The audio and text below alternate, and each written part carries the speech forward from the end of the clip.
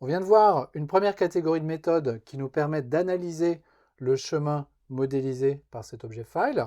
On a une deuxième catégorie de méthodes qui vont nous permettre de tester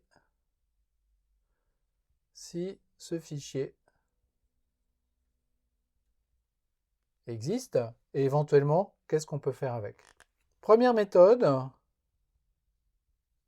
isFile ou isDirectory. Ces deux méthodes retournent des booléens et vont me permettre de tester si le chemin que j'ai passé en paramètres de construction de ce file correspond à un fichier sur le file system ou correspond à un répertoire. Ces méthodes-là, nécessairement, elles vont faire des requêtes sur le file system, donc elles vont jeter des exceptions, exactement comme getCanonicalPath. J'ai une autre collection de méthodes, canRead, qui me retourne vrai si je peux lire le fichier, canWrite, qui me retourne vrai si je peux écrire ce fichier, canExecute,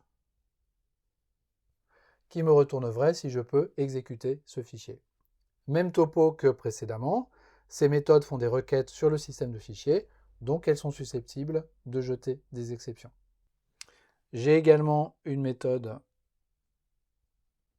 existe qui va me permettre de tester si ce chemin existe, indépendamment du fait que c'est un fichier ou un directory.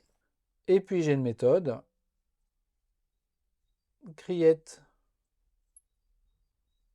new file. J'ai une méthode mkdir et j'ai une méthode mkdirs avec un S. Create new file, ça permet de créer un fichier qui correspond à ce chemin. Create new file, ça veut dire que ce fichier, il faut que ce soit un nouveau fichier. S'il existe déjà, je vais avoir un comportement d'erreur.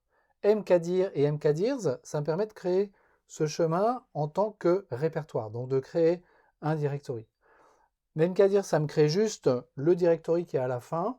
Si je donne toute une chaîne, par exemple directory 1, directory 2, etc., avec mkdirs, je vais créer toute la série des répertoires d'un seul coup.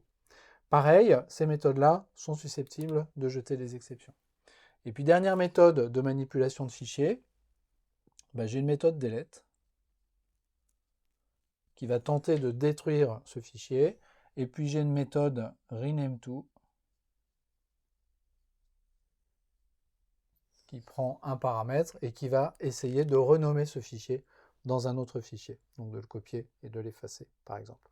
Donc voilà un premier aperçu de quelques méthodes disponibles sur cette classe file et qui permettent de faire de la manipulation de base de fichiers sur un file system.